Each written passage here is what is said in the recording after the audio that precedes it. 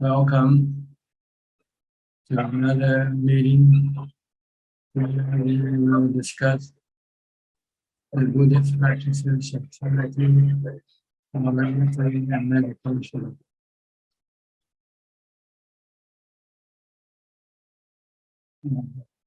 We have a little disturbance in the background. The dogs are fighting right here. I hope you can all hear me okay. We'll start with Felicia Chan from Malaysia. Good evening, Ajahn. My meditation progress is good. I remain mindful, do not react. I can feel the body loose, very peaceful and happy all day long. Ajahn, why always a lot of air come out from the top of my head when I meditate or no meditate? There's no reason why. You just take it as it is. There's no need to know why. Just know that it happens and just be aware of it and leave it alone. Okay, don't have thank to you. do anything. Everything is anicca, dukkha, anatta. Okay, noted. Thank you very much for your guidance. Your teaching helped me to improve my practice a lot, Ajahn. Okay, happy to hear that. Thank you. Sadhu, sadhu. Hope you reach the final goals in this lifetime. Okay, sadhu. Thank you. Anumodana. All right, you're welcome. Nanapat from Thailand, from Ubon Ratchathani. นมัสการค่ะท่านอาจารย์ I don't have any question ค่ะ Okay. Kek Yenso from Penang.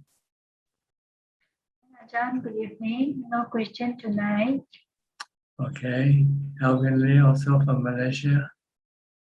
Good evening, Ajahn. There's no question tonight. Thanks. Okay. Kok Seng from Singapore. Good evening, Ajahn. No questions at the moment. Thank you. Okay. Willie from Indonesia. Mechi Willie. Good evening, Ajahn. Today I also don't have any questions. Thank you. Okay. Yok Bae from New York.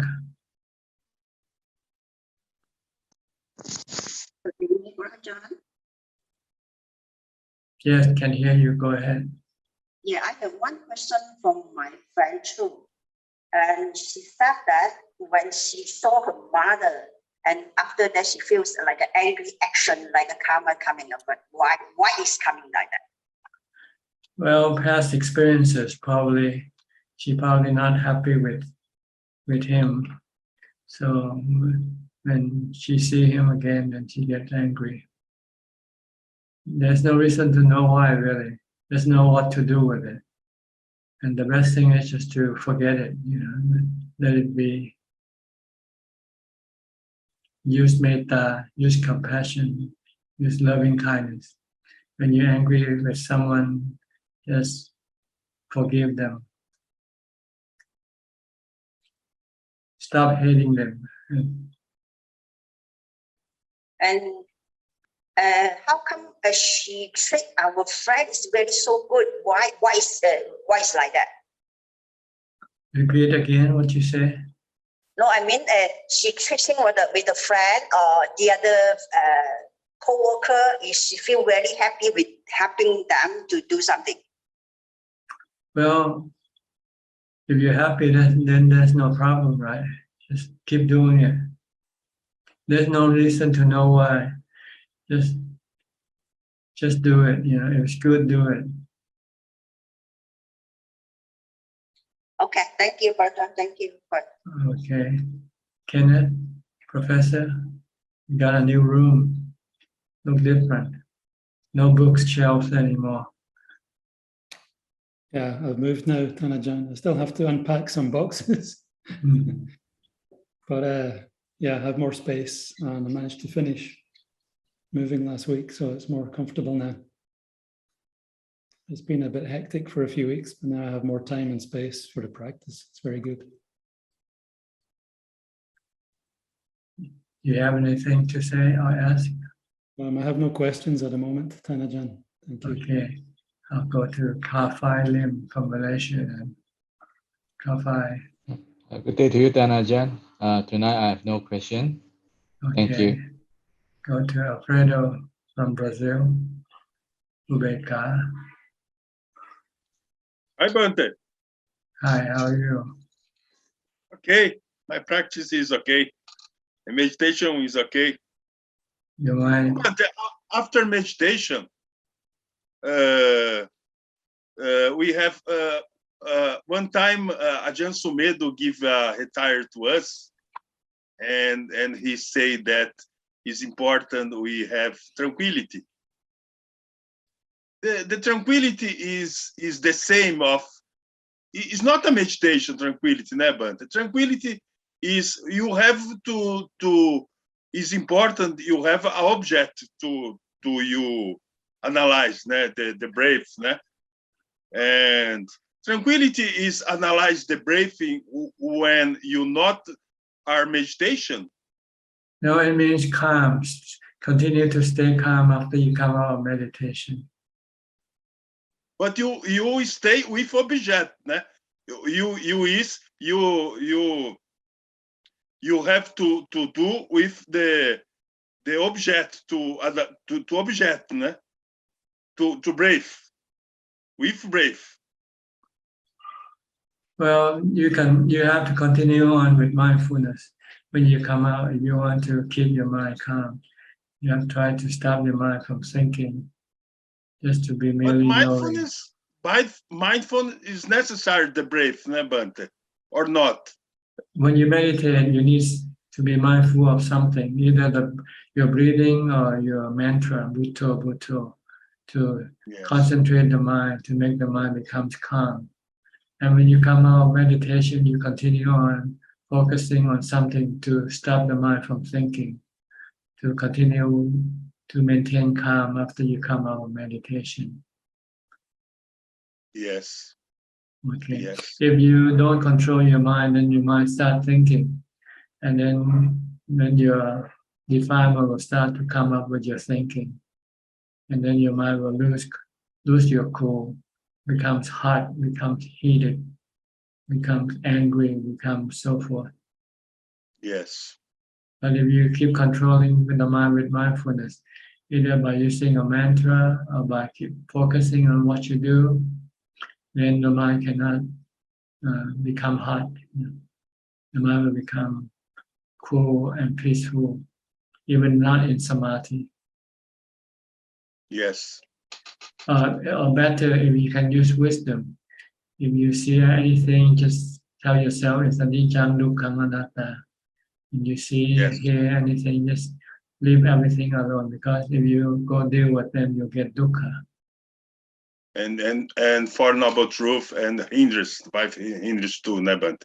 Yeah, Four Noble Truth is the dukkha. The dukkha arises from your desire, your craving to deal with things, to manage things. But you cannot, everything, sooner or later, they will be beyond your control, beyond your ability to do something about. Yes. 5 hindrance too, Nebant. Yeah, that's part of the problem. Yes. Okay, understand? Yes. It's my training, Bante. That's right, that's good. Keep calm all day long. When you're not calm, then you go meditate to make it calm. When you come out, you try to protect or save the calm you get from meditation for as long as possible, until you cannot have any more calm, and you go back and meditate some. Yes. Okay. Good, Bante. All right. Then we go to Mechi Mamiao from Thailand, from near Pattaya. Good evening, Ajahn. I don't have question today. Okay. We'll go to Singapore, to Belinda. Hello, Ajahn. I have no questions. I'm happy to see you today. I hope so. I hope you're not mad at me when you see me. Not at all, Ajahn. Not at all. Not at all. Okay. I want to share that there's maybe some of us in this Zoom session knows the great Mahayana teacher, Venerable Jin Kong, has passed on today at 2 a.m. this morning. He's my father's favorite Mahayana Sangha, only Sangha that he has faith on. Yeah. So you should use his passing away as wisdom, teach you the lesson on wisdom of anicca. He passed on at 96, and he extended his life after the passing of my father, and then he was very sick. Venerable was very sick, and then you should use it to reflect on your own life, not his life, but your own. Yes. Your life will also be like this one day. So better hurry up, do more practice, because you have less time now. I also treasure the time with Ajahn Suchart for taking time out Zoom with us. It's a treasure for us, and the treasure is to practice. You see. Yeah. So Ajahn, thank you for reminder. Okay. You're welcome. Ajahn, yeah. I also want to appreciate myself for taking time to overcome obstacles and logging on to the best I can every day. Every Tuesday, I can have time with Ajahn. So having appreciation to the self is also part of metta, right, Ajahn? Yes, you have to be kind to yourself. Shouldn't hurt yourself. By practicing, the more you practice, the more kind you are towards yourself. Okay. Thank you, Ajahn. Okay. Anam Kalika Michelle Adelaide, where are you now? In Udon? Yeah, I had to go back to Udon City because I had a problem with the hip, which has been operated, and I need to see the surgeon. So I am waiting to go to see him and see what happened. And then I had opportunity yesterday to visit Lompo Sri Sirikaro in Wat Pa Hong Tong Ni In Nong Han. Yes. Do you know him? I'm not sure. I know very few monks. If they live in Wat Pa Bantha before, I would know them. But otherwise, I wouldn't know. He has been in Wat Pa Bantha, I think, when his teacher died, and he was very close to Lompo Dhamma. And it's a long time ago because he's old and he's in a very bad shape, actually.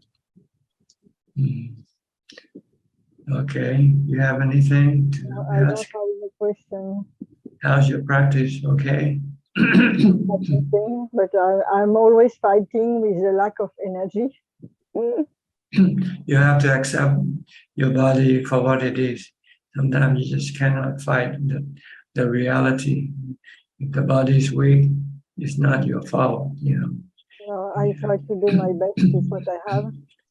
Yes. But you have to know the limit of your body, or else you can get frustrated, you can get dukkha unnecessarily. Okay. Hope you get well. If I can really make that constatation that we need to have some physical strength for concentration and for meditation, because it's except if you are already very advanced, because it's ask energy. Well, you have to look at your body as a natural phenomena. Something is work of nature, and sometimes you cannot interfere with the work of nature. You have to accept the work of nature. If you don't want to get a dukkha, if you want to interfere and you cannot get what you want, then you can have dukkha. You will have dukkha. So flow along with it, live with it. You know, no energy, then rest, sleep, whatever.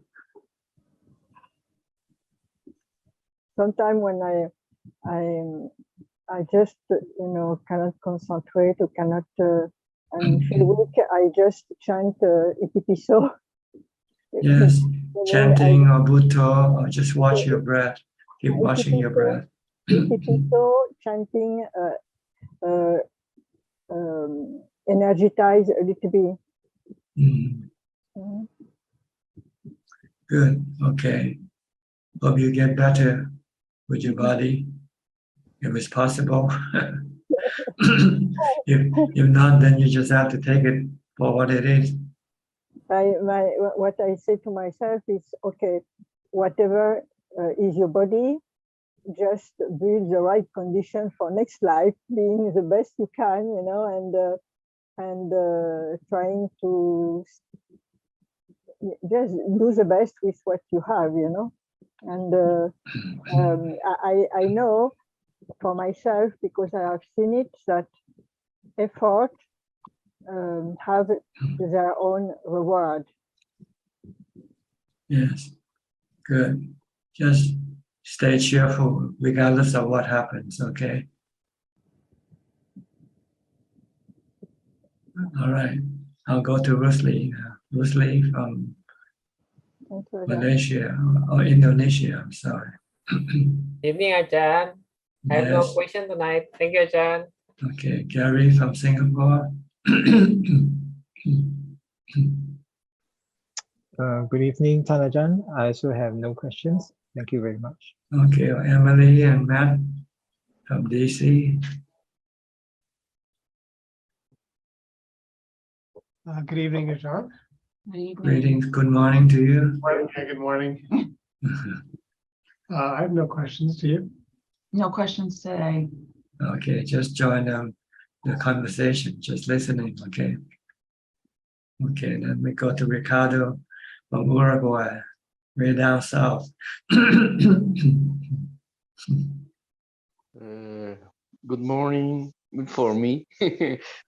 I'm very happy to be here, and I was on a retreat with Bhikkhu Analayo, that's a German monk living in the US, via Zoom by online, a 10 days retreat about the Satipatthana Sutta, and it was very good. And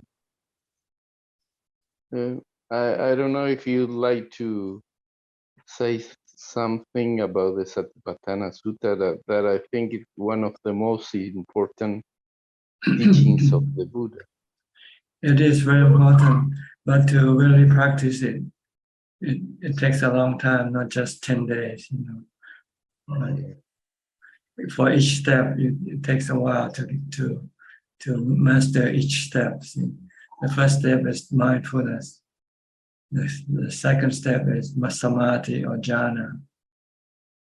Then the third step is the wisdom to let go of the 10 fetters. That's what the Satipatthana is all about. It's about developing the Dhamma tools to eradicate, to sever, to cut off your fetters, the 10 fetters. If you don't have mindfulness, you will not have samadhi. If you don't have samadhi, you won't have jhana or equanimity. If you don't have equanimity, you cannot cut off the fetters with just wisdom alone. Wisdom just tell you what is bad, what is right, or what is wrong. But the one who's to stop the fetters are the equanimity. So this is basically what the core foundation mindfulness is about. But it's not something you can just sit and discuss and then, get rid of your fetters. If you can do that, then okay, maybe you're supernatural. You're like the people that the Buddha gave Dhamma talks in the early days. When he gave Dhamma talks to the 5 ascetics, they all became Arahant. That's because they already have mindfulness. they already have ubeka, they already have equanimity. So all they need is to tell them what is the one that they have to stop. And the Buddha said they are the fetters. So stop the fetters with wisdom. See everything as anicca, dukkha, anatta. When you see them as anicca, dukkha, anatta, then you can stop them. This is my take on the Fourth Satipatthana Sutta. It's brief, but it takes time to develop each step. See, that's the problem. Yeah. Some people don't know this. They think if you study and understand the sutta, then you can become enlightened. That's not the case. Just understand how to do it. That's all. Then you have to do it. Yeah. So some people, when they practice all four. They do body contemplation, they do feeling contemplation, they do mind contemplation without having any mindfulness. They can contemplate maybe for 5 minutes and then they forgot. Yes. And they go contemplate about their money, their relatives, their husbands, their families. This is something you want to contemplate all the time if you want to overcome your fetters, because your fetter is working 24 hours a day. Yeah. And you're only cutting it off once in 5 minutes. Well, fake. You know. Yes. So the practice is different from the study entirely. So this I want to point out to people. And they have to be patient. They have to go step by step. First step is mindfulness. Stay mindful all day long, from the time you get up to the time you go to sleep. And find as much time as possible to meditate. Live alone in seclusion. Get rid of your hindrances, your sensual desire, sensual pleasure desire. You have to keep the 8 precepts at least. Stop watching YouTube. Stop, listening to music. Stop eating when you're not supposed to be eating. Or drinking when you're not supposed to be drinking. This is something that people find difficult to do. It's easy just to study, right? You read the book, read the scriptures, and then you imagine, yes, I understand all of these things. I think I can do it. But you haven't even started. True. That's true. Okay. Yes. Anything else? Yes. Maybe you remember about the bridge that is a circle. Yes, circular bridge in Uruguay. I tried to find. You asked me why is that shape, and Yes. it's the shape of an eye. Oh, an eye. Yes, I see. the eyes, and it's maybe the only bridge that you can turn around in the water. Because you can go, turn around, and go the other way. You can go circular like you go in a roundabout. You can go, yeah, you can go around. Yeah. I see. Good. So you can make a U-turn there then. If you went in the wrong direction, then you can make a U-turn at the circular bridge. Yes. I see. Okay. Thank you, Ajahn. Okay. Next, Claudia from Germany, Berlin. No, I'm sorry, I forgot. Good afternoon from Germany, Tana-chan. From I'm glad Dresden. No, not Dresden either. Go ahead, where you from? I forgot. I'm glad to be here today, and for the next weeks I will be here because we have school vacation in August. And I live in Fürth near Nuremberg. Nuremberg, yes. Yeah, it's in the northern part of Bavaria. Yeah, so I have no questions at the moment. I'm already finished with the precision work of the translation of your book. Yes, and what do you plan to do with it? Send it to Kenneth I see. to help me correcting it.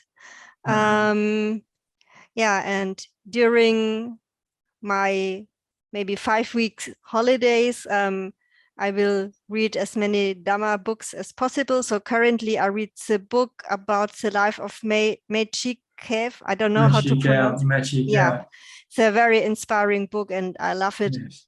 Yes. It's very good, yeah.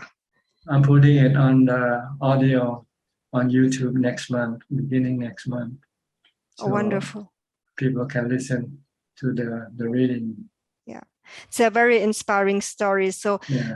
I started to read the book and I got goosebumps from page 1 to page, maybe I'm at, I think, page 45 or 50. It's so, I can't describe it. Inspiring. Yeah, inspiring. absolutely.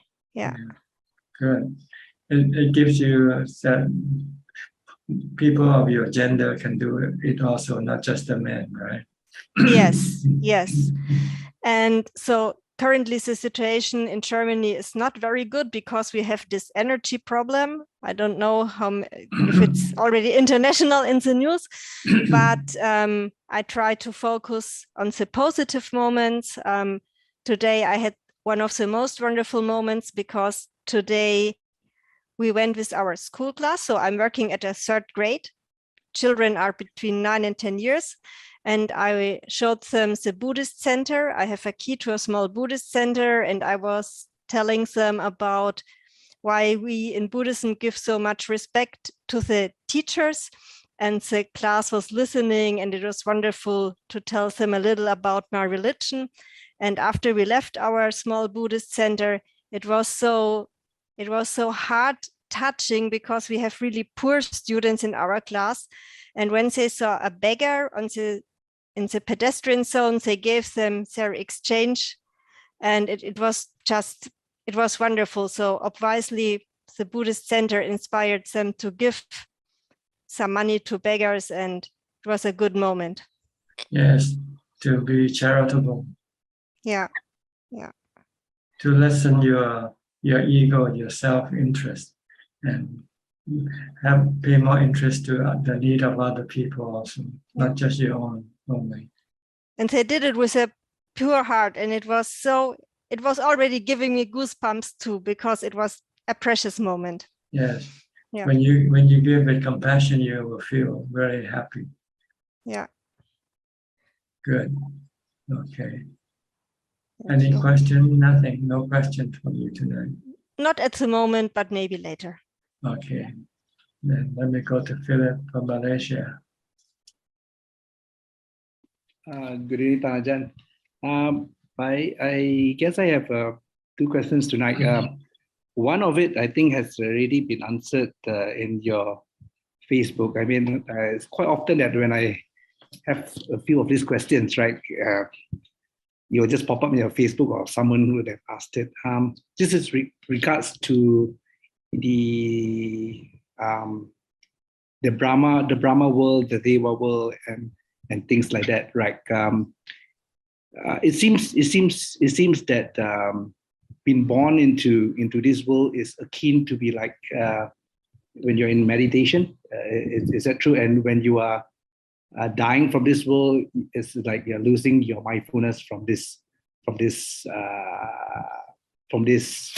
existence. Is that what it is? Well, there are 2 opposing forces that will determine where you will be, what form of existence you will be. The stronger your mindfulness, then the higher will be your form of existence. But if the other opposing force is stronger, then you will come lower. The opposing force are the defilements. The defilements will keep pushing the mind toward the karma, the essential realm of existence, because the defilement wants to wants to see, hear, and taste, feel, and touch things. But mindfulness will push the mind inside to calm it down and stop the defilements. So then the mind will be in a calmer state. And this calmer state is considered to be the rupa and the arupa world. So Tanajan, is it then to say that in this lifetime, depending on how deep your meditation practice is or how well your mindfulness is, right, all these planes of existence or higher planes of existence can be experienced right now at this moment? That's right. Once you enter jhana, you're in the rupa world temporarily during your meditation period. So when you come out, when you come out meditation, you're back into the sensual plane of existence. When you meditate, you go into the rupa or arupa, depending on the strength of your mindfulness, how deep you can go inside your mind. So when meditators, when there are instances where they say, "I've experienced nibbana temporarily," is it where the stage where all grasping has stopped? Yes, all defilement stop working due to the strength of mindfulness. When the mind becomes still, then the defilement cannot do anything. The defilement has to wait for the mind to think and then direct the thinking toward the goal of the defilement, sensual objects, all the sensual objects. But when you don't think, then where do you go? You cannot go to McDonald's, you cannot go to a bar because you don't think, right? Yes. But only when you start thinking and say, where should I go? Maybe I should go to McDonald's, maybe I should go to a bar. But if you're keen on meditation, maybe I should go back and meditate. See?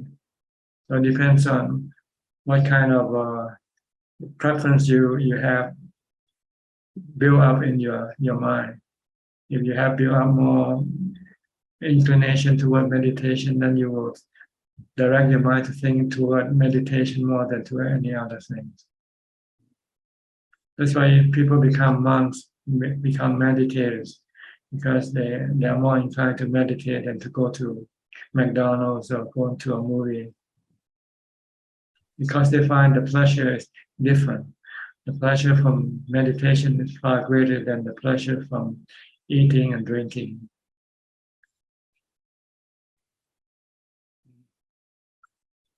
So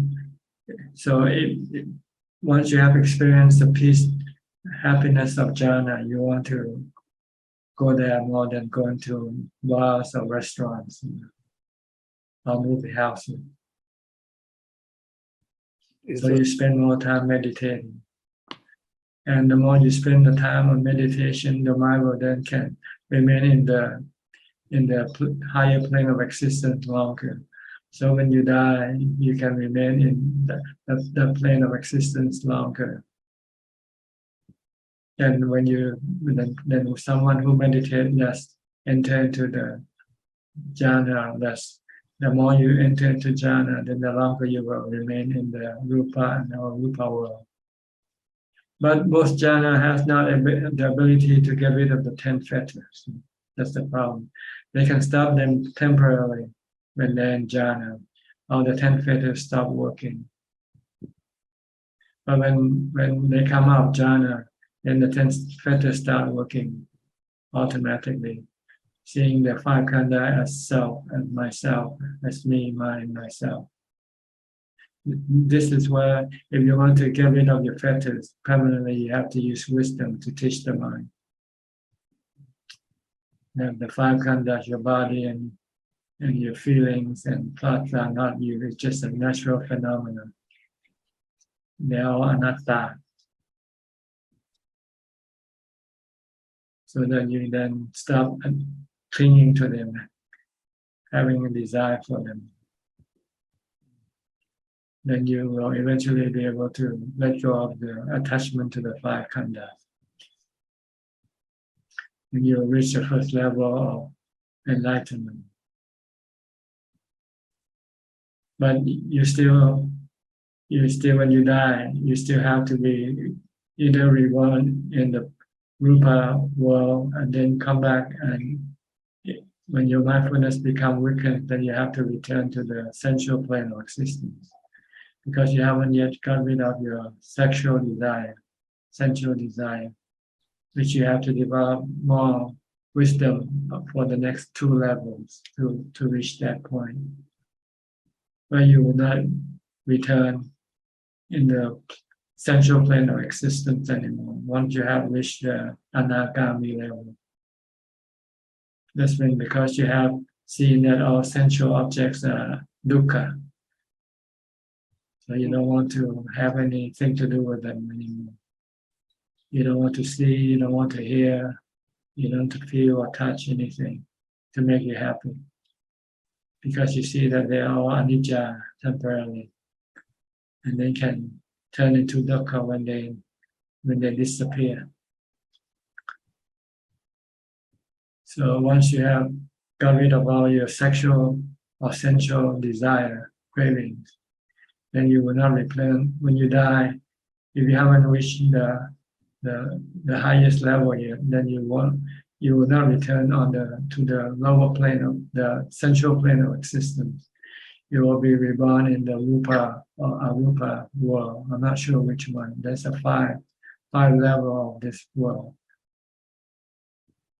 in which you can continue on practicing and get rid of all your 5 fetters, the 5 remaining fetters.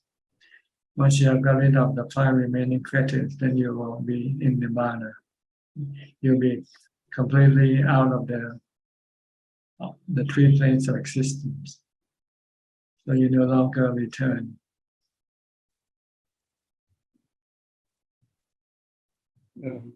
This depends on your mindfulness and wisdom.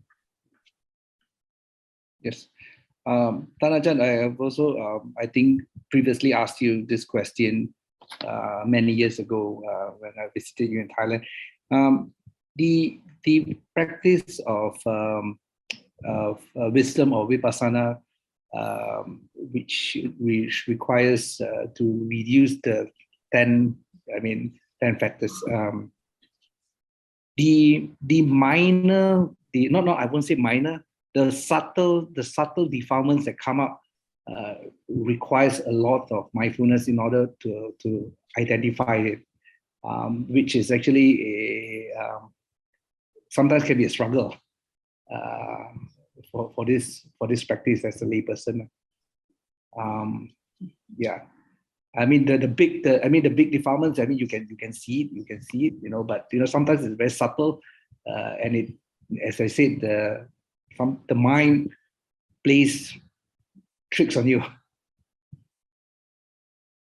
So I guess you have to have more mindfulness in terms of that practice, right? You have to have more wisdom, really, but you need mindfulness to be able to apply your wisdom, your ability to see the 3 characteristics of existence with everything that your mind become attached to get rid of them. And some of these objects can be very subtle. So you go by step, you don't go to the most subtle first. You go to the most obvious first, which are the external things, like your wealth, your the four state of the 4 objects that people go after: wealth, fame, status, and rewards, praises, and happiness from sensual objects. You want to let go of your attachment to these things first, relinquish them. Don't go after them. Don't go after money. Don't go after position. Don't go after fame. Don't go after sensual objects. And then you will then come, and then the next level, then you'll come to your body, the 5 khandhas. You have to let go of your attachment to your body. And you have to let go of your attachment to your feelings.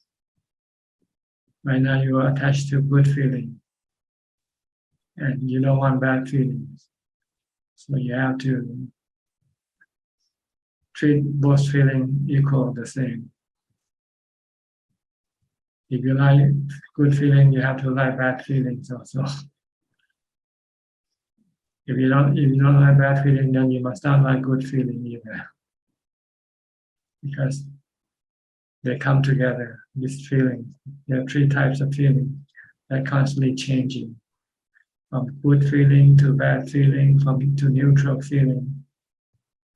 You have to treat them like the weather, the season.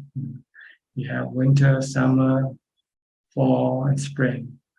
You cannot choose. I only like summer. I don't like fall or winter. So you have to. This is what you have to train your mind to accept all types of feeling. Accept the dissolution of the body. If you can accept this, then you have let go of your attachment to the five khandhas. Then you have to go and let go of the mental states, which is the most subtle of all the attachment, the defilement, the attachment to all the mental states. They are much more subtle than your attachment to feeling or body.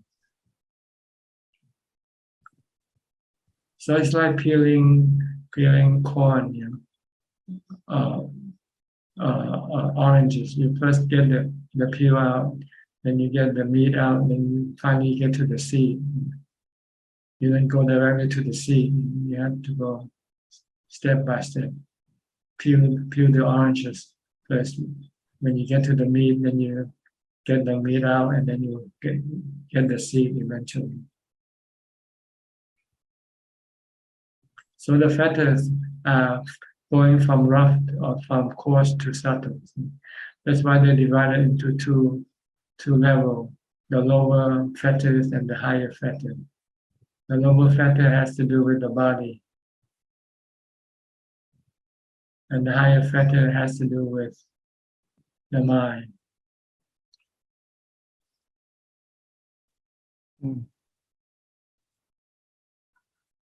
Okay. Okay, Ajahn, understand. Thank you very much. Yeah, it might be a little bit difficult to understand now, but no way, it's still too far ahead. Right now, try to get to mindfulness. Be mindful all day first, and and keep the precept, keep the 8 precept, something tangible that you can do before you go into something much more subtle and much more difficult. Without the tools, you cannot get there. Without the 8 precept or the 227 precept, you won't have enough time to meditate to get into jhana. So this is something you have to do step by step. Right now, lay people are considered to be on the kindergarten level. You cannot enter the university when you start practicing. You have to go to the kindergarten level. You must let go of your attachment to your money first. Give away your money. Keep only what you need. And then keep the 8 precepts. Or if you become ordained, you can keep the 228 precepts. Then you will have more time to do the practice of mindfulness. And have samadhi and jhana. And have the time to contemplate all the time on the 3 characteristics of existence. Right? Okay. Next, Christine Coe from Malaysia. Ajahn, good evening. I have no question, but I gain lots of benefit from your teaching and sharing here. Thank you so much. Okay. Happy to hear that. Next, Diana from Wales, UK, United Kingdom, or divided kingdom eventually. We've all got COVID. So we're all ill with COVID, unfortunately. So Yeah. I'm just chilling out listening to you. Okay, good. No And question. no, just an observation that it's quite helpful observing the body rather than feeling part of the body's suffering. Does Yeah, that make sense? Just really know it. Don't try to do anything to the body when you cannot do anything about it. Just let it be. If you can do something about it, then do it. If you can get medicine, if you can do some therapy or something, do it for your body. But if you cannot, then you just have to learn to live with it. Then you will have no dukkha. Then you will have no stress. Yeah, we're very lucky because everybody's had vaccinations, so we're counting our blessings. Yes. Okay. All right. Now then I'll go to the next person, which should be B. Ravin. Okay, B. From Bangkok, by the way. Hi, good evening, Ajahn. So I was just listening to the conversations you were having earlier. You were talking about the 10 fetters and how we need to develop mindfulness and equanimity and wisdom to eradicate them. So my question is like the first step to get rid of the attachment to the body, is it merely enough if we maybe if I take a step back after meditation and just observe the body as being something that the mind is attached to, but something that the mind cannot control? Is this the first step towards starting to see that the body doesn't belong to the mind? Would this be a way? Well, you can remind yourself that you are the observer and the body is just an object that you're observing. You're two separate objects. An observer and an object being observed. Your body is just an object that the mind is observing. So the mind should have a detached way of observing, not a touch way of observing. So if you feel scratchy somewhere, just leave the scratch alone. Don't scratch the body. If you are observing, the goal is to leave the body alone. To don't do anything with the body. If the body gets sick, just observe it. But of course, you can take medicine or whatever you want to do. But eventually, even medicine will not be able to help the body. When you get to that point, then you just have to let it be. So when you're observing the body, there's nothing wrong with the body, then you don't see much. There's nothing to force you to separate the observer from the observed. It's only when the body get to the point where there's nothing the observer can do anything about, then that's when then the observer will have to be just merely observing instead of controlling the body. Like you go to the doctor and the doctor say, well, you got cancer. So now what can you do? You cannot do anything with the cancer. Your mind cannot fix the cancer, right? But the mind is not the body. So the mind should not get upset or stressful from the cancer of the body. You say, yes, this is the way it is. This is how the body will become one day. It's going to get sick, and eventually, even all the medicine in the world will not be able to heal it. Then it will die. This is how you should observe the body. Get it? Yes. So we should see the body as just an object that doesn't belong to us. Just like an automobile. Whatever happens to the automobile doesn't happen to the owner of the automobile, right? No. If someone scratched your car, what happened? If you own the car, you get angry, then it means you are attached to your car, right? But if somebody else's car and somebody scratched them, you don't feel anything, right? No. Okay. Then if the car is not, if you treat the car as not being yours, then whatever happens to your car, you don't get upset, right? But you get upset because you still consider it to be your car. Same way with your body. You must not get upset with whatever happens to your body. That's the point. Can you do that to your body? That's because you still think that you are the body. When you actually you are just the observer or the user of the body, like the user of the automobile.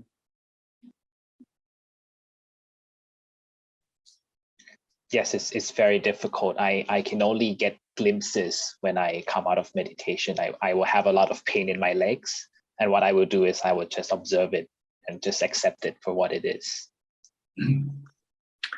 If you accept it for what it is, you shouldn't come out of meditation. You should continue meditating and leave the body alone.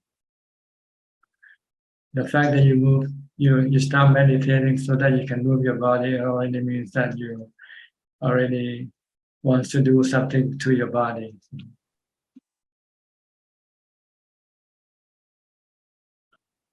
If you could observe when the pain comes up during meditation, you say, okay, it's the body, it's not me. I'm doing my work, I'm meditating. And the pain is the body's business, not mine. So don't pay attention to it, just leave it alone. That's the practice of letting go of your body and the feeling also.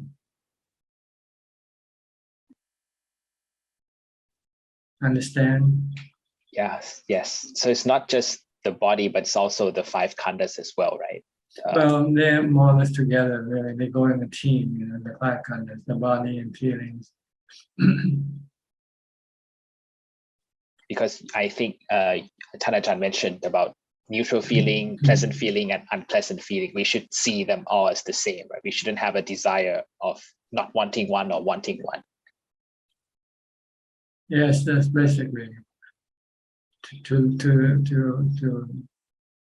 treat them equally like you treat the weather. Hot weather, cold weather, rainy weather. You just accept them.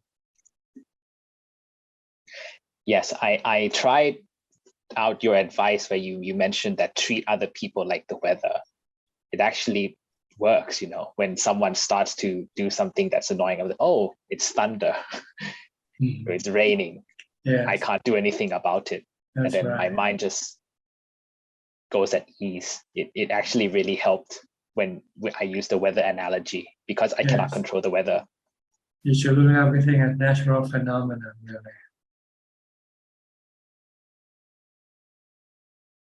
Actually, it goes back to I think it was one of our earlier sessions last month. You mentioned that be Siri, act like your smartphone Siri, no emotion, no nothing. Yeah, just merely knowing, no reacting to whatever you know. So whoever says anything, whether it's pleasant or unpleasant, we should try to be neutral in our response. Is that right? Just if you don't need to respond, then don't respond. If you have to respond, then respond rationally. That's all. If there's no need to respond, then just no need to just let it go, let it be. Do you respond to the thunder? Say, hey, how are you? Nice to see you. No. You don't, right? Okay, so you don't respond. to respond. Unless out of good manner, then you might have to respond. Somebody say hello to you, say hi, okay. If somebody says a bad thing to you and there's no need to respond, then don't respond. Just let them say whatever they want to say. Yeah, because we cannot control them, but we can control ourselves. That's right. And if you want to respond, you have to respond with good manner, good etiquette. Yes. That's a good advice. You don't want to lose. You don't want to lose your cool. Maintain cool all the time. Yes, it's good. It's good for the mind. It's easy to say, but it's not so easy to do. Yeah, it depends on my level of mindfulness. If I have mindfulness, then I think it's easier. If I don't have mindfulness, then obviously it's almost impossible. So yes, I have because to develop more your mindfulness. defilement will take over the mind and start to demand, I want this, I want this, I want that. And when I cannot get this or that, I get angry. It's good to have less. Less is more. Good to have nothing, if it's possible. Only the basic necessity of life. That's all you need to have. The rest, they are more stressful than peaceful to your mind. So you want a peaceful mind, then you want to have the minimum of things. The Buddha allowed the monks to have only 8 pieces of possession. A bowl, 3 pieces of rope, a bell, razor to shave, a needle and thread to fix the rope when it's torn, and a water strainer. That's all that a monk need to have for survival. With these 8 pieces of requisite, the monk can go anywhere and exist. With the bowl, you can beg anywhere you go. you will have food wherever you go with the bowl.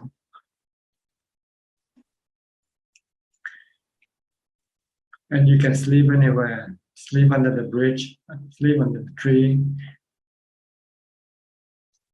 The Buddha didn't have any houses. When he became enlightened, he became enlightened under the tree. Right? Yes, the Bodhi tree. Okay. Yes. So if you're Buddhist, you should follow the example of the Buddha. Get rid of all your unnecessary and unessential things in your house, like all the paintings on the wall. What do you want to have painting on the wall for? What does it do for you? It can become a burden or stressful. You have to worry what's going to happen. Someone might come and steal your painting. Yes. When you have nothing, then there's nothing to steal, right? Yeah. Do you see any thief going after an empty house? No. So you don't need to install all these closed circuit TV and alarm systems to protect your property.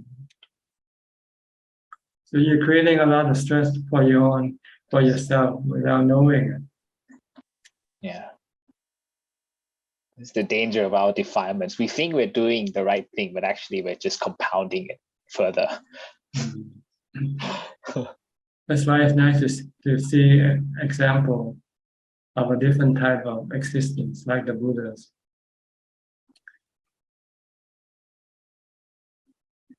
So we should be attached to the triple gem. We should be attached to jhana. Much, much better things to be attached to rather than earthly things. And this is something no one can take away from you either. Once you have jhana, no one can take away from you. You always have jhana wherever you go. But when you go, you cannot take your house with you. You cannot take your things with you. You can just put a thing in your bag when you travel. Yes. That's true.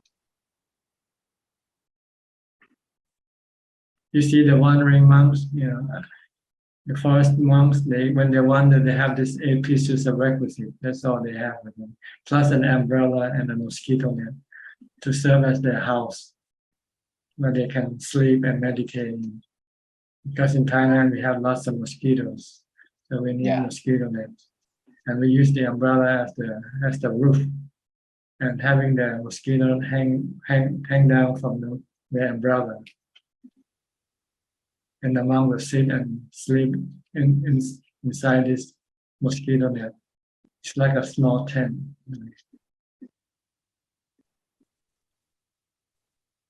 And it's really light. You can carry it with you, umbrella and mosquito net. That's how Ajahn lives in the forest of northern Thailand for 10 years. He didn't live in a temple. He just kept wandering in the forest. That's how he became enlightened also. Wow. Because he had nothing to worry about except his own fetters. That's all that he has to go after. The other thing, there's nothing to worry or to look after. So that's why some monks do Tanga to let go of. Yes, the Dhamma means austere practices. To live simple. Okay. Yes, I'll go to somebody else. Thank you. Who is next? Sri and Checks from Vancouver. Hello, Tanajan. Okay. Okay. Tanajan, I got a question. When you say jhana is impermanent, it's because of our mindfulness has limitation, right? That's right. You cannot, and your body also have limitation. You cannot enter into jhana for a long time because your body needs to relieve itself. It needs to eat, so you have to come out. The maximum you might be able to do is 7 days or 15 days at a time. For those who have strong mindfulness, they can enter into the highest level of jhana, nirodha. It's like going into hibernation. Yeah. Oh, okay. And Tanajan, for the people who has like experienced jhana, when he gets older or when his body is sick, will he still Doesn't matter. The jhana has nothing to do with the body. It's only mindfulness only alone. Oh, okay. And your mindfulness doesn't get old or get sick. Yeah. So it doesn't matter for those, or even like for the people like who is dying. If like he has achieved jhana, so it doesn't matter to him because his mind. They usually go into jhana when they're about to die. There was a picture today in Facebook, picture of a monk sitting in meditation and die in the sitting position.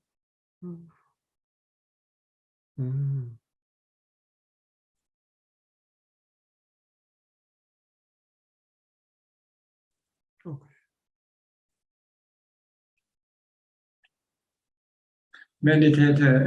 Expert meditator, when they die, they can die in any posture, standing, sitting, or lying down. Not walking though, because if they can still walk, they're not dead yet.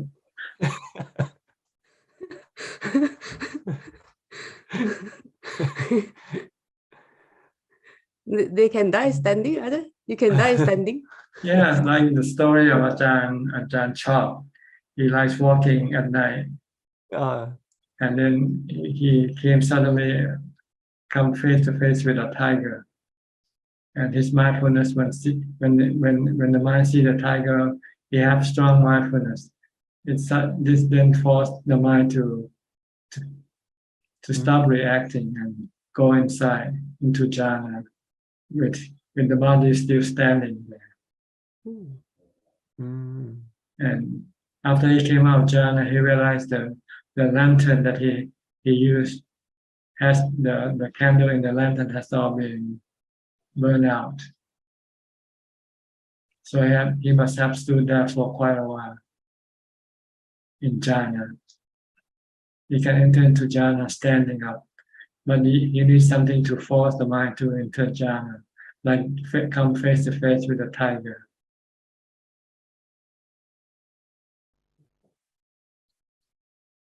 So I presume that if he wants to die standing, he can do that also. But whether the body will remain standing or not after the body dies, that's another question. I don't know.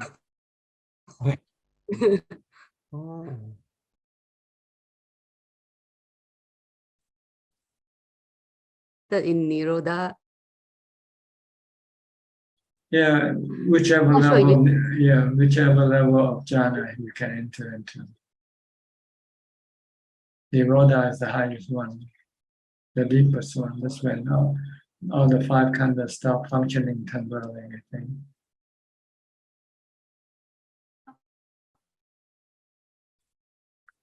All right. Anything else? Sorry, Ajahn. Meditated in Nirodha, even with fire or like.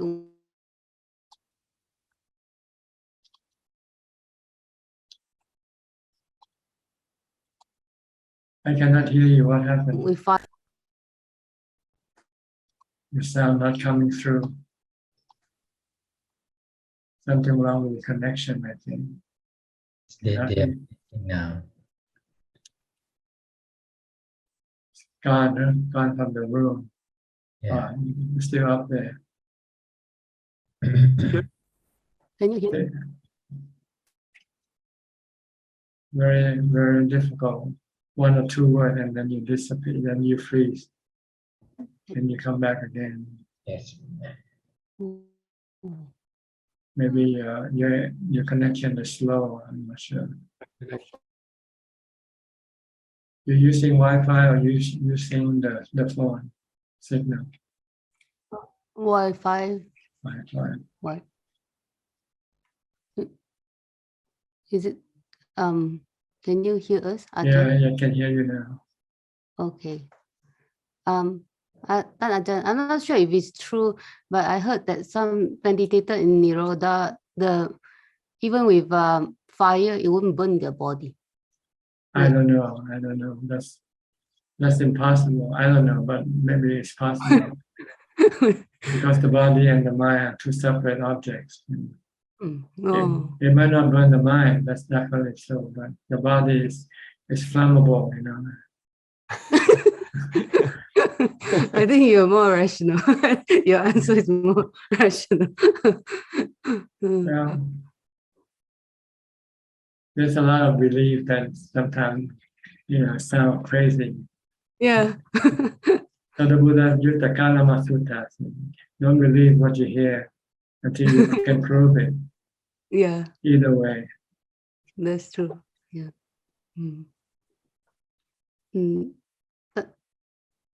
Ajahn, can I ask a question?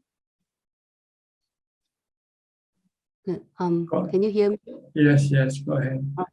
Ajahn, last week you were I was asking you about like the monks practicing asubha, and it's when they practice over too much and they hate their body and they want to kill themselves.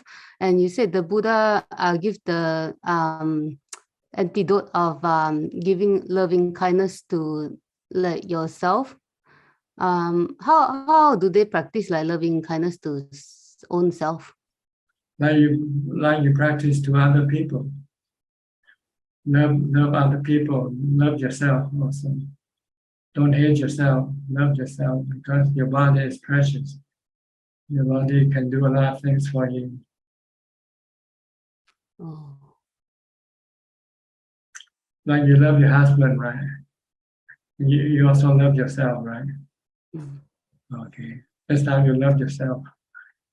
Do you love yourself or not? You love yourself because you think yourself, you don't see the super, right? Oh.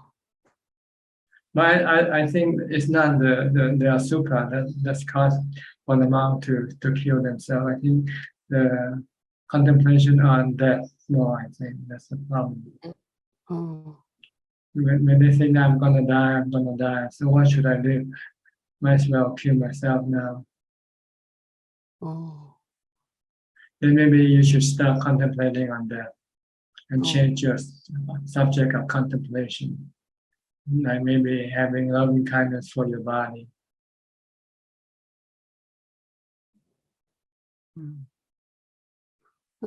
I think I heard one of your talk. I heard something very powerful from one of your talk, and you say the way to love yourself is to stop thinking. When you practice stop thinking, practice mindfulness, that's a way that you love yourself. Yes, because then you make yourself happy. Mm. When you stop thinking, your mind becomes calm, peaceful, and happy. Mm. To love yourself is to practice the teaching of the Buddha. Really, that's what it's all about. It's about loving yourself and loving everybody else too. Eventually, once you're happy, then you can share the happiness with other people. Mm. If you're not happy, then you share unhappiness toward other people, right? Mm. When people see you, you give them frown because you're not happy. But when you're happy, you smile at them, right? Mm. And people smile back at you.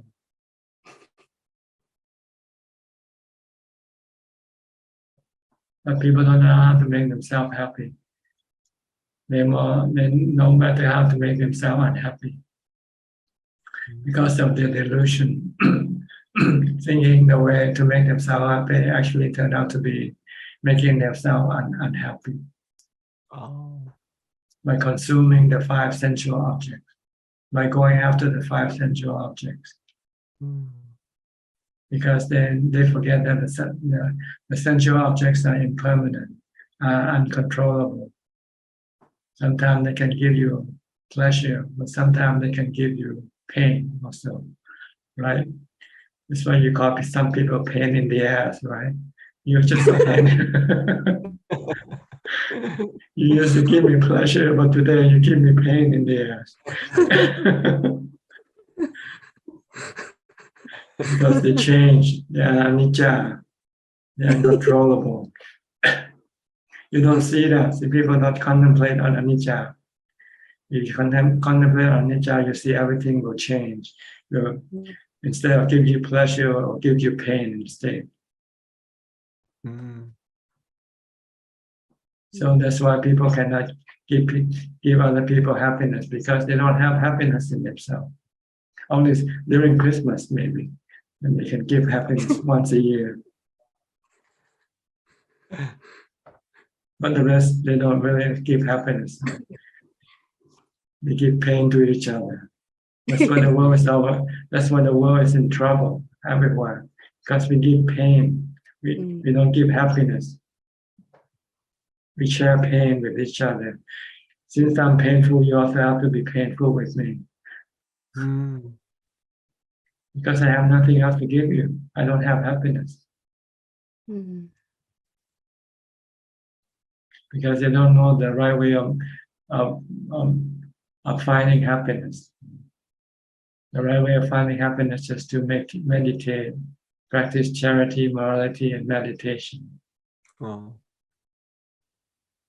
Instead, they go after money, they go after ranks, status, they go after fame, they're going after all the sensual object possessions, material possessions. Expensive cars, expensive condos, expensive clothing. These are all not not the way to make themselves happy. They can have millions of dollars and they're still not happy, right? Mm. Yeah. But when you go after the practice of charity, morality, and meditation, you can be happy while you are poor. Look at all the noble disciples; they're all poor, right? They don't have possession. They're not rich, but they can give you happiness. Every time you see them, they make you feel happy Yeah. because they don't say or do things to hurt you.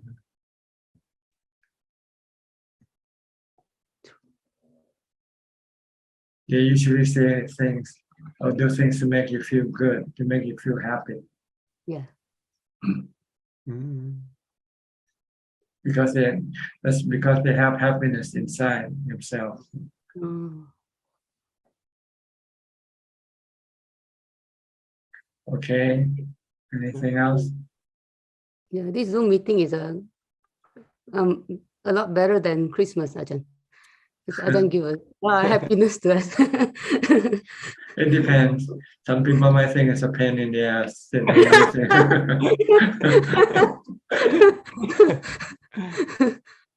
depends whether you like it or not.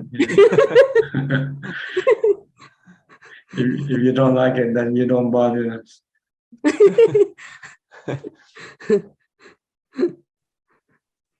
Thank you, Ajahn. Okay. Next, Lillian from Bangkok. Have you come back to Malaysia yet since the COVID? Have you visited Malaysia yet? Yes, I did a month ago, and we all had COVID in Malaysia. Unfortunate that way. So it was a very long trip. Yep. But everybody's okay, right? Yes, but it was a good point of practice because I was very stressed out because my parents were in the same house. So I was really worried that they might get it because of us. So I was at a very stressful state, trying to keep calm as well at that time. So it's a good way of measuring your progress on your practice.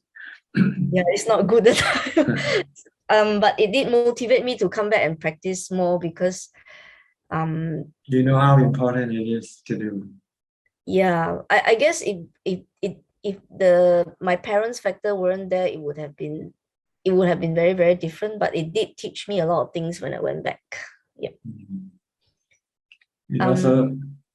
It's also show you the amount of attachment you still have toward people. Yes, definitely a lot. When I was practicing this last week, I actually get a lot of pain on my legs, like what B. Ravin was saying. I find that it's quite challenging to get the pain because it motivates you to go further. Is that the correct way to practice as well? Yes, to go further, you have to be detached from the pain. See? You are being held back by your pain, your body pain. So you could not go deeper into your meditation and longer. Okay. But if you can ignore the pain, then you can continue on meditating and go deeper and longer in your meditation. Or else you get stuck here. Every time you get to the painful part, you stop meditating. Yeah, it's like coming to a bridge and then you cannot push your car above the bridge, go across the bridge. Every time you get to the bridge, you have to take a U-turn back. Yeah. I find that I can hold longer the longer I practice. So I think maybe I'm having the right way as well. I think that the key to this is to concentrate on your mantra. If you can concentrate on if you use your breath, if you can concentrate on your breath and forget about the pain. But if you cannot, then maybe you can switch to mantra. Maybe mantra can be more useful under the circumstance. Okay. But or chanting even. Chanting EPPs or something to keep your mind busy so you forget about the pain. Okay. Then when you forget, then you don't react to the pain. When you don't react to the pain, then there will be no stress in the mind, and the mind feel comfortable with and can live with the pains. Okay. But I do realize that I'm definitely more mindful during my daily life, because sometimes I hear someone talk something that I don't like, and the anger wants to come up, but it gets dissolved very easily. With your easier to- mindfulness. Yep. Because you know you're watching your mind, and you know something comes up, and you know it's not good. Yes. So it's a bit better now, and I will hope that I'll continue to practice. You start to see your defilement. Next time, I hope you see your greed or your cravings.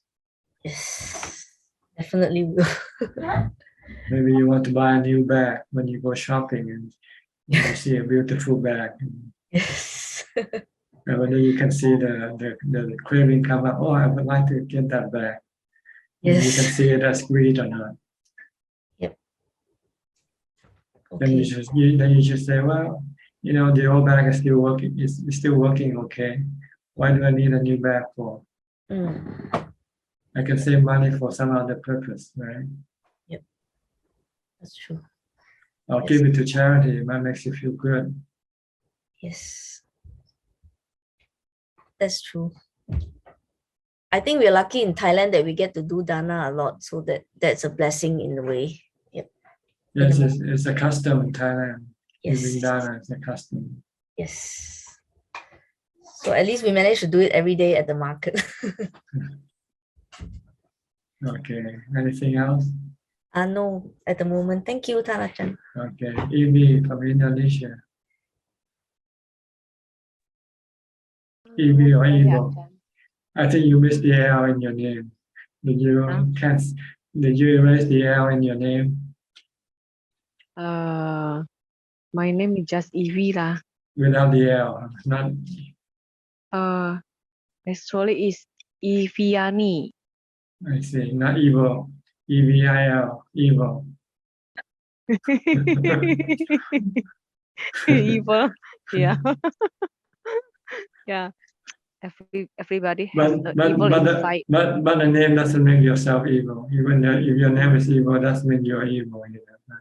Yeah, but You I still only, have you evil only inside. evil in your action. If you do evil things, then even if your name is angel, you won't be angel.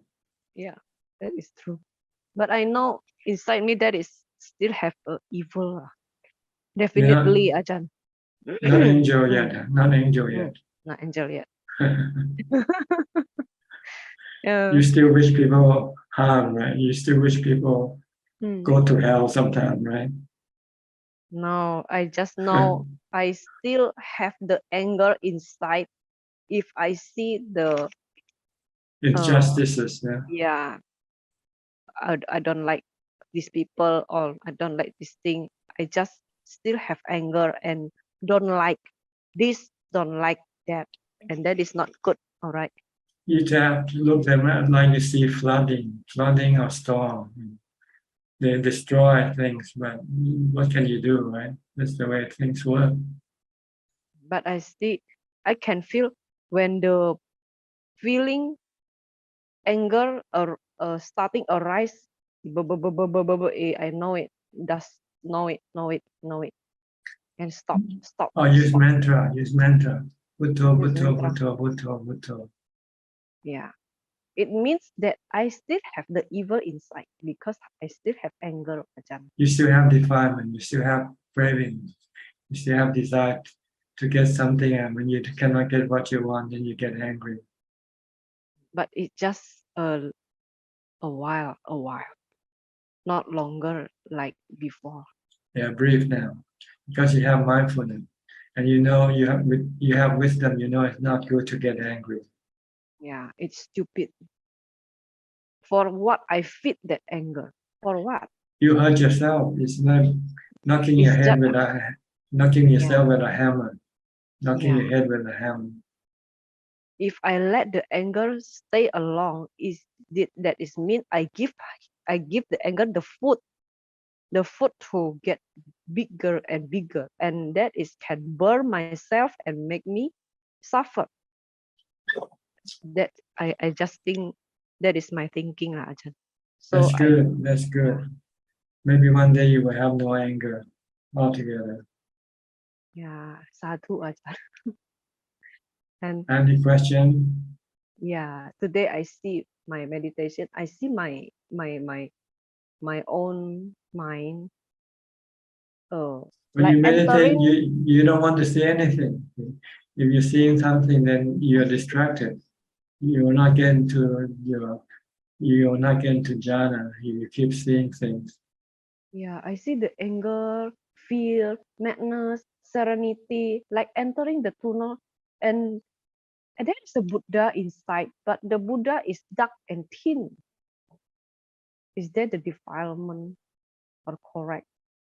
Yeah, you forget your meditation objects. You should just focus on your meditation object only when you meditate.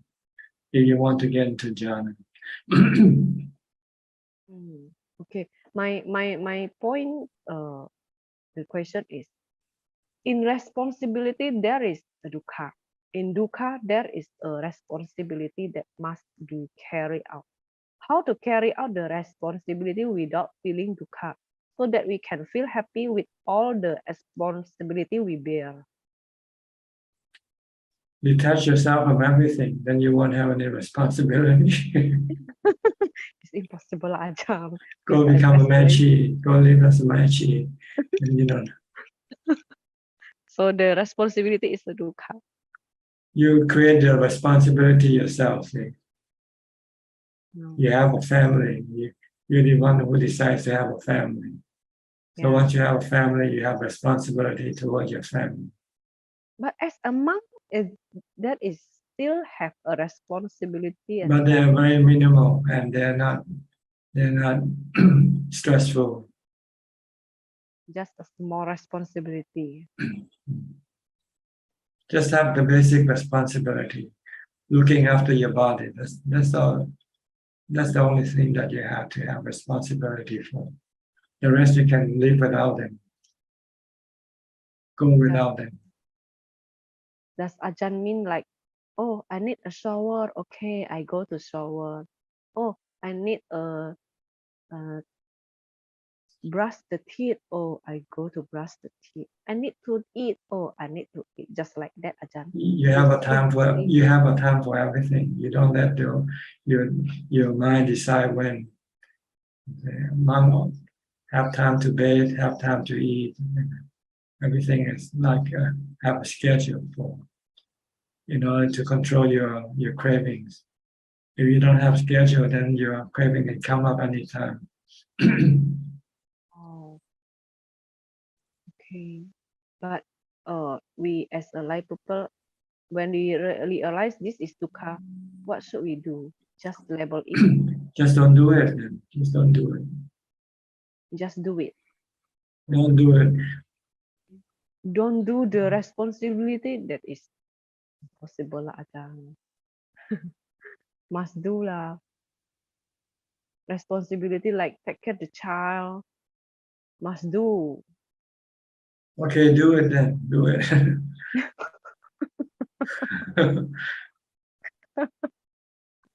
Yeah, but how to do without dukkha, Ajahn?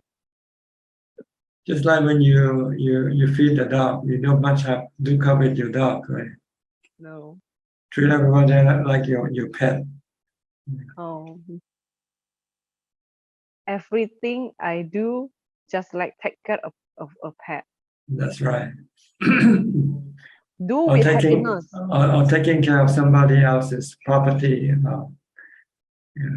When you look after somebody else's property, there isn't much stress, really. I know Ajahn meaning is do everything with happy. Yeah, don't consider them to belong to you. Everything that you look after doesn't belong to you. Belong to somebody else.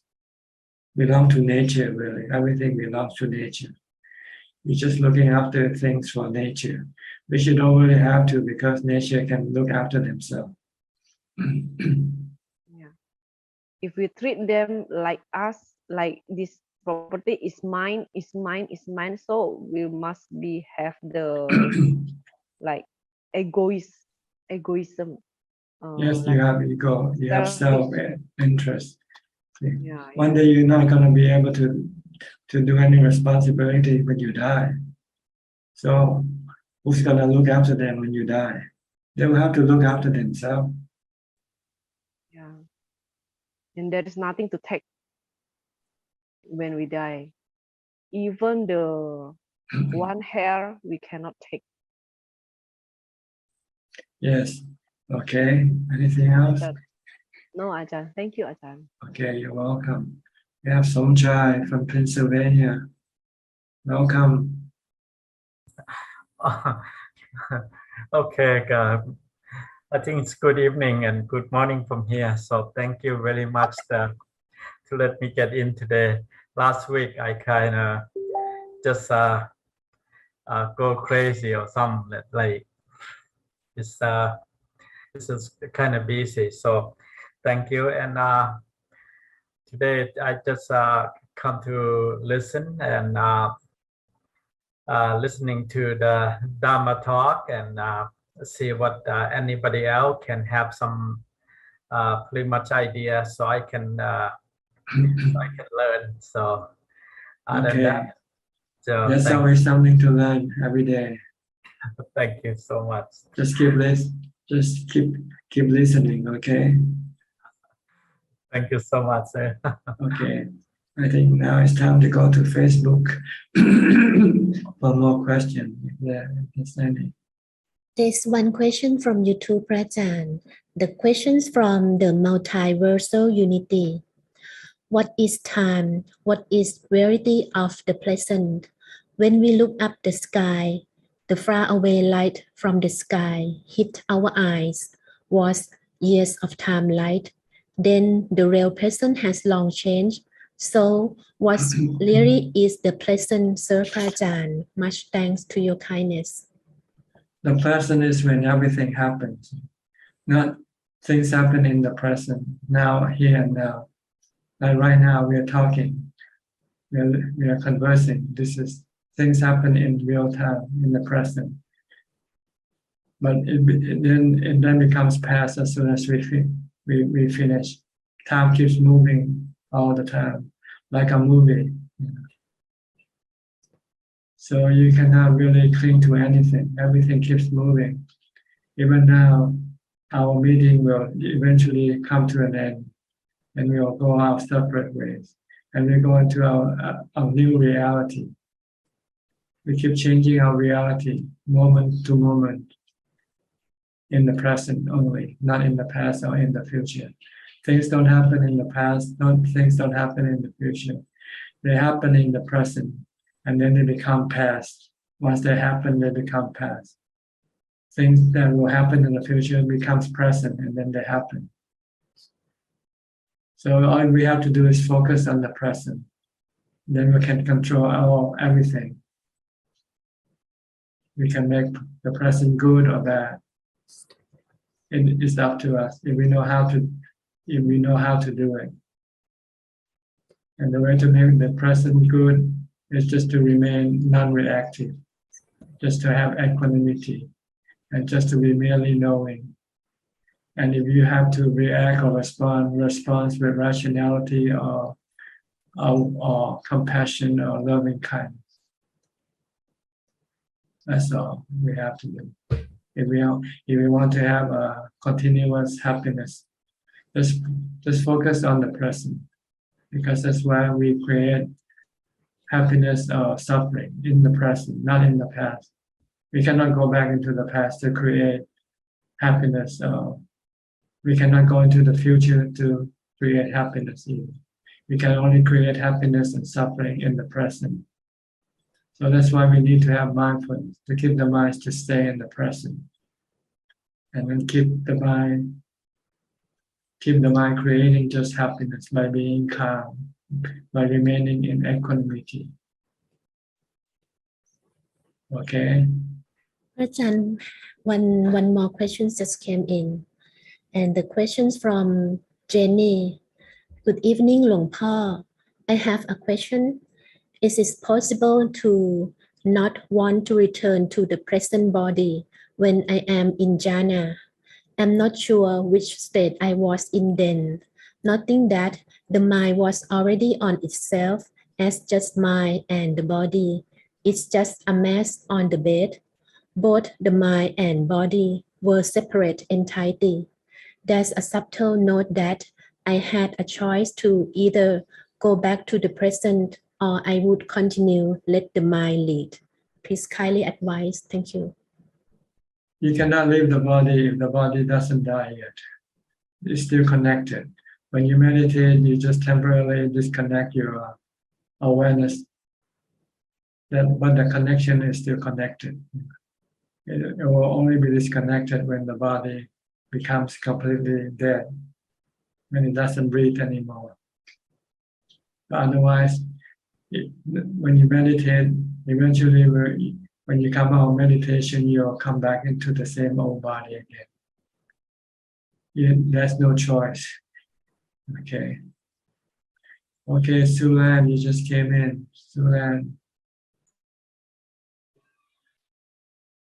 Hello, Ajahn. Yeah. Go ahead, can hear you. Can hear you. Okay. Oh, okay. I just wanted to dial in and hear Ajahn say. Just want to listen. No question today. Is that right? No question?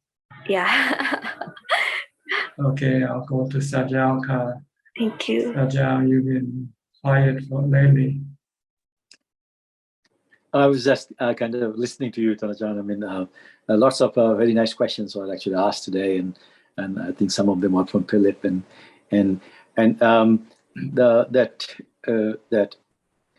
somehow that I really happen to have like 2 weeks break from my family, so to speak. My wife is in India and visiting, and my daughter is visiting her brother. So I got 2 like solid weeks, and this is the 3rd day, and I kind of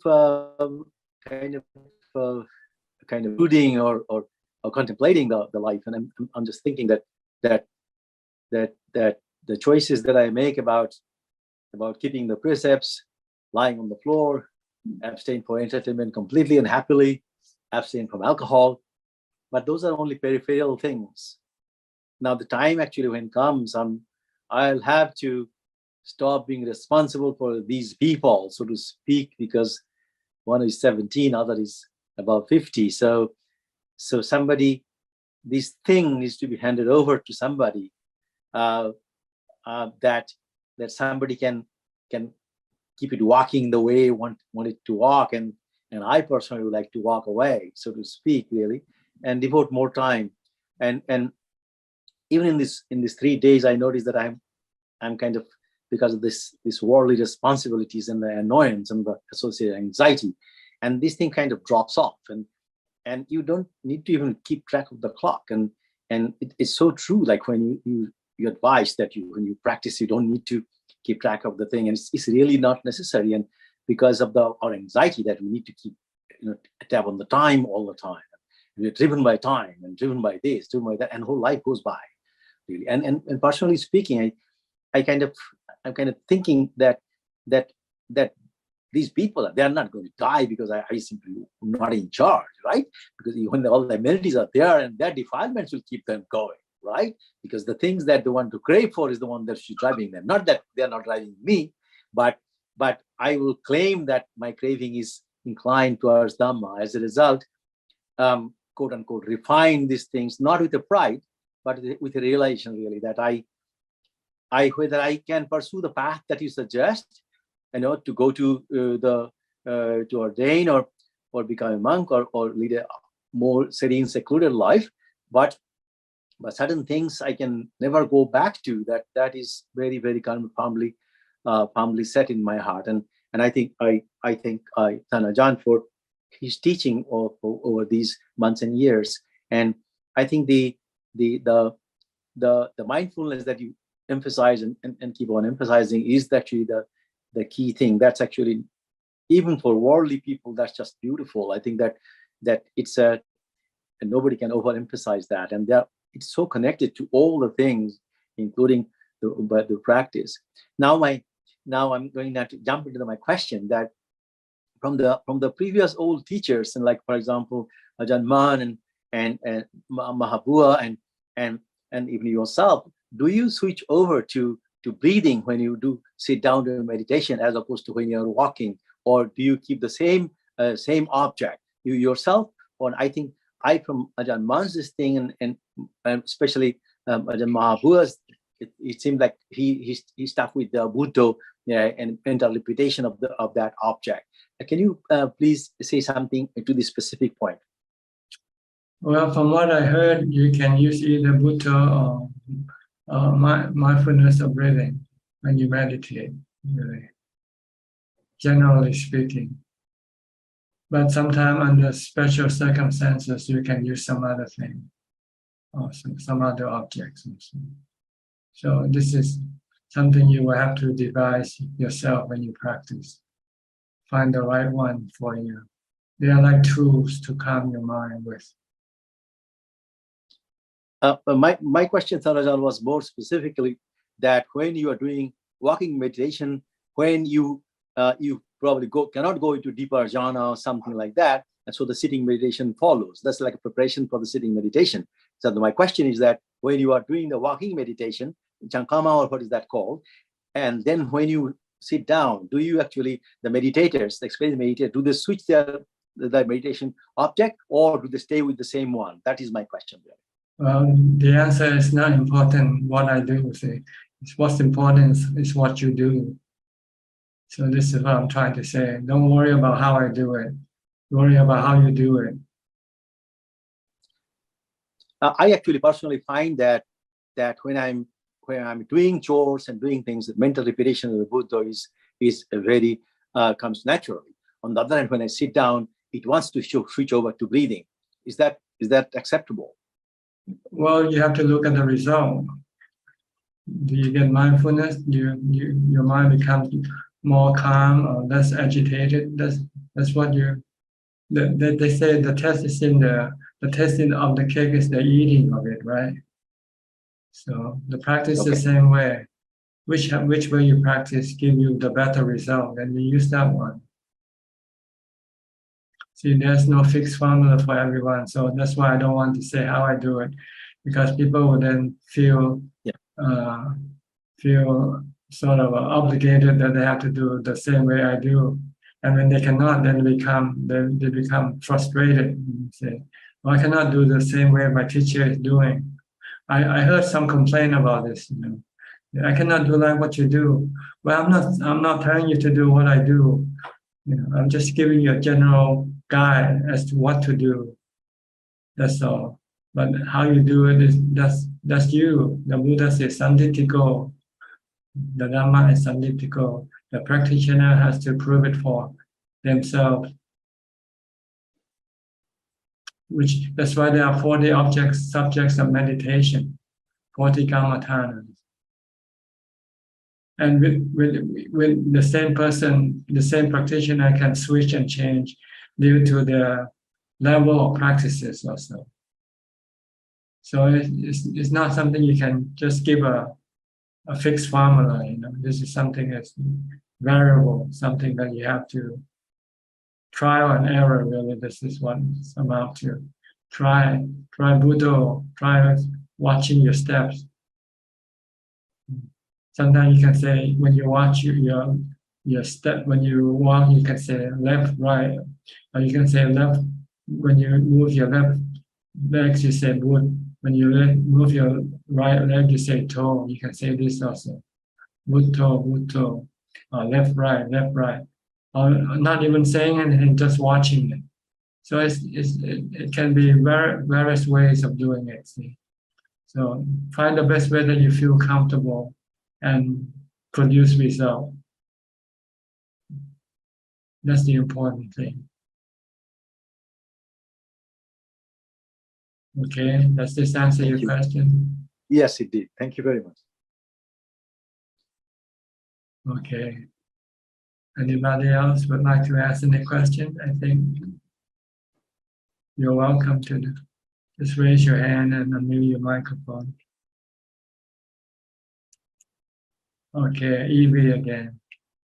Evie, what do you have to say now? Ajahn, where can I find the 40 Kamathana? I want to Search in the internet, just say 40 Kammatthana, come up right away.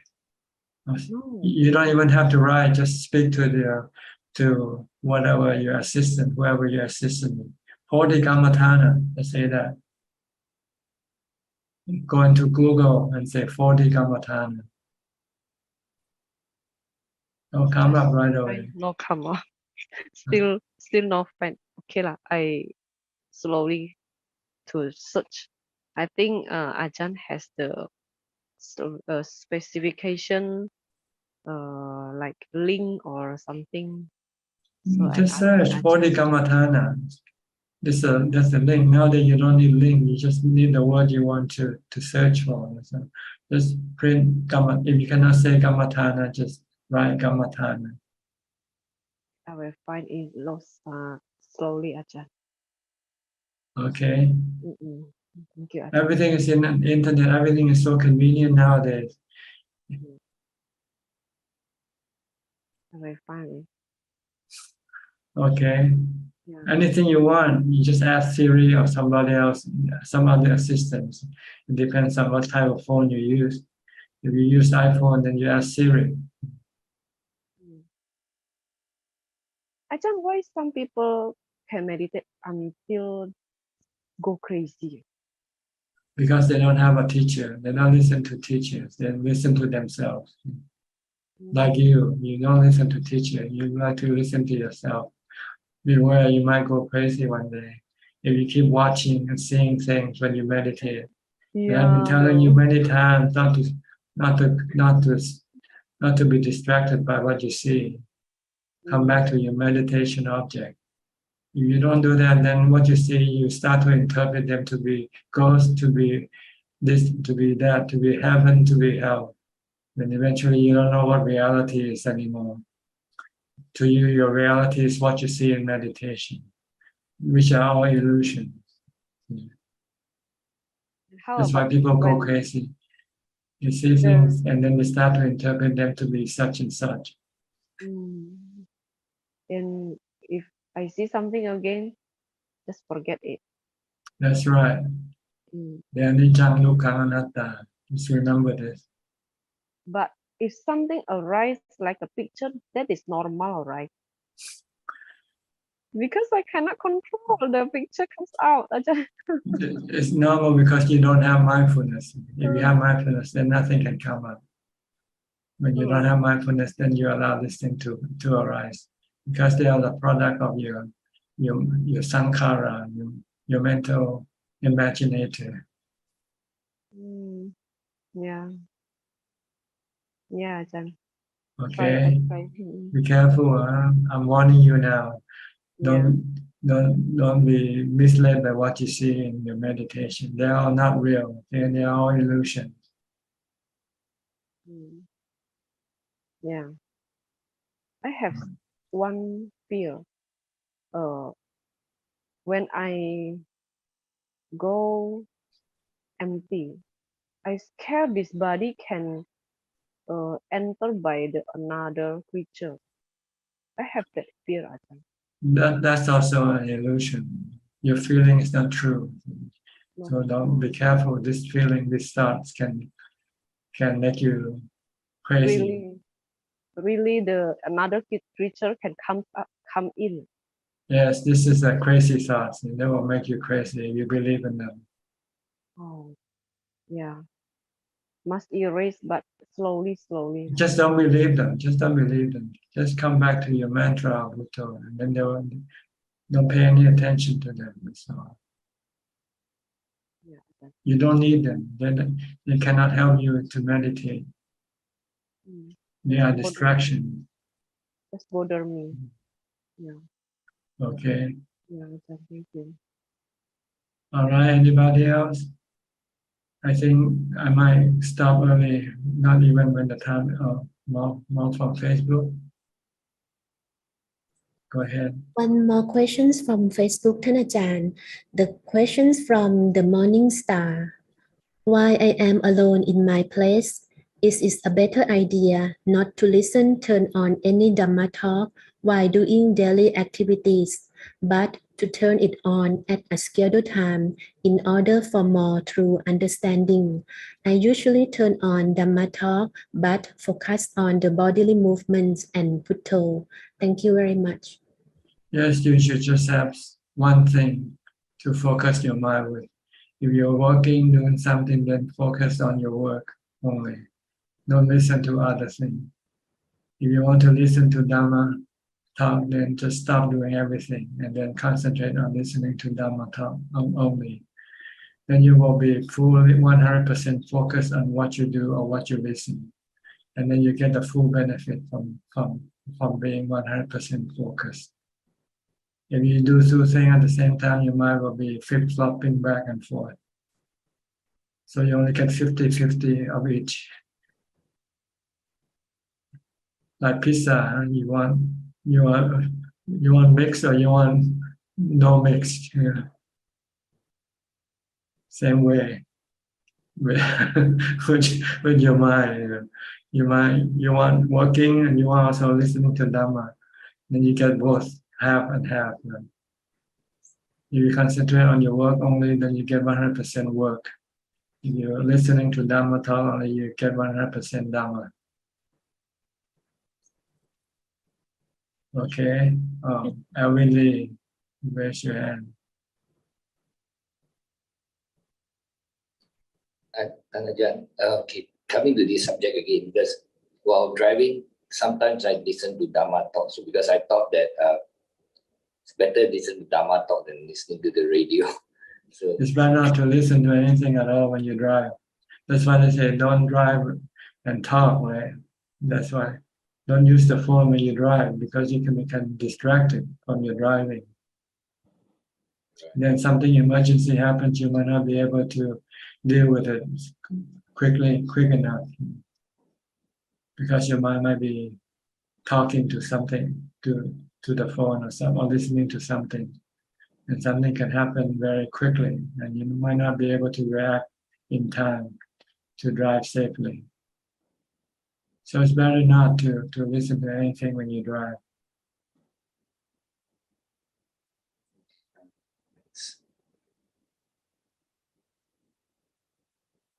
Okay, everything when you do anything, just focus on what you do only.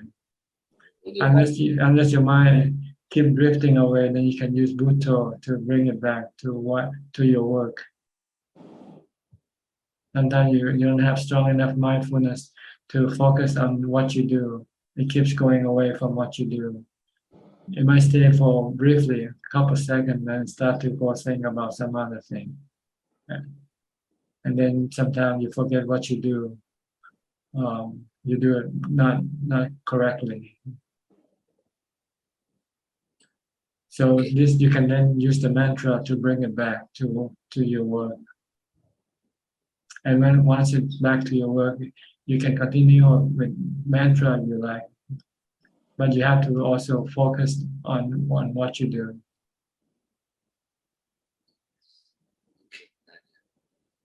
thanks.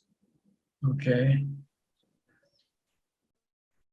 Ajahn, we have a newcomer, Vince Chua. Vince, you haven't been here for a while, Vince. Yeah. Ben Chua. Piku. Yes. Okay. Okay. Go ahead, you can speak now. Hello, John. Yes. Where are you from? From Malaysia. How long you been ordained? Just recently. Just recently, okay. And also, I would like to thank you, Ajahn, because of the teaching. So you changed my life. Now I become a full ordination bhikkhu. Good. I hope you remain monk forever. Don't go back. Don't take a U-turn, okay? You're going in the right direction already. Because I'm looking for the Chokun King as as my Upajjhaya. In Singapore or in Malaysia?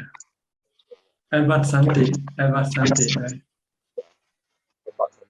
I cannot hear you quite clear enough. Wat Santi. Okay. Yeah. Hope one day I can go to visit Than Ajahn. You don't need to come. You better practice where you are. Your defilement keeps telling you to go here and there. But quite different than Ajahn. Not think you need to do. The goal is to stay put for 5 years at least in your initial period. Stay put with your Upacharya for 5 years. Yeah. Quite a lot of things to learn as a bhikkhu. Quite different life as compared to the lay person. Yes, it's more meditative than action. You do more meditation as monks. That's your occupation. You consider meditation as your occupation, your main occupation. Yeah. But here it's quite a lot of forward, so I use forward as my object, body movement or putto. Yes, that's okay. That's part of the training. You have to do the routines and the chores of monks also. You have to study some basic teaching of the Buddha. You have to learn some basic chanting. Because you have to deal with lay people. Lay people, when they come into the temple and give you food, you want to chant for them to make them happy. Because they don't know any other way of making themselves happy.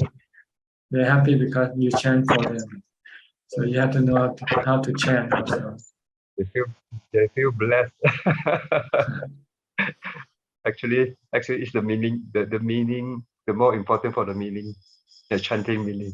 Yes, the chanting is the teaching of the Buddha, the Dhamma teaching. But since you chant in a different language, they don't understand anyway. So my first homework is Patimokkha. Quite tough. Okay, you have any question? No, just for appreciate your teaching and thank you for your advice. Thank you for your advice. Okay, you're welcome. Keep practicing, okay? Mindfulness, especially. Okay, thank you. Okay, anybody else? I have another question from Facebook. Facebook, okay. One more questions from YouTube, Prajaan. The questions from the multiversal unity. The question is, so where or state there is nothing happening and nothing goes by, separated from arising and disappearing of states, that is the eternity above the time, Sir Prajaan. I don't quite understand the question really, so I don't know how to answer. So you're asking something that, to me, I don't think it's important to know anyway. I don't know how to meditate, how to calm your mind. I think this is more important than to know about all the things in this world. The world we live in are all an illusion. They are not real. They are like bubbles. So don't try to spend time trying to understand what bubbles are. It's useless. Your body and my bodies are like bubbles, right? One day it will burst. Then this bubble will disappear from this earth. Everything are like bubbles. Everything are illusion. So there's no need to learn anything about this world. All you need to know is to learn how to teach your mind to understand this world, that they are all illusion. They're not real. They cannot give you happiness. Instead of giving happiness, they will give you sorrow, suffering. So it's better not to have anything to do with them. Let go of them. Come back to yourself. Come back inside by meditation. Come back to the space of your consciousness. That's the real thing there. Okay. All right. I think that's about all the time we have for today. Thank you all for joining. I hope you can benefit from this and use it to help you advance in your practice. In the meantime, please stay safe, stay mindful, keep on practicing, and I hope if all goes well, I'll see you at the same time next week. Thank you and goodbye. Sadhu. Thank you, brother. Thank you, Sadhu, everyone. sadhu, sadhu. Satu Thank you Ajahn. to Wat Ajahn for the teaching. Sadhu, sadhu, sadhu. Thank you. Thank you, everyone. Thank you, everyone. Thank you, everyone.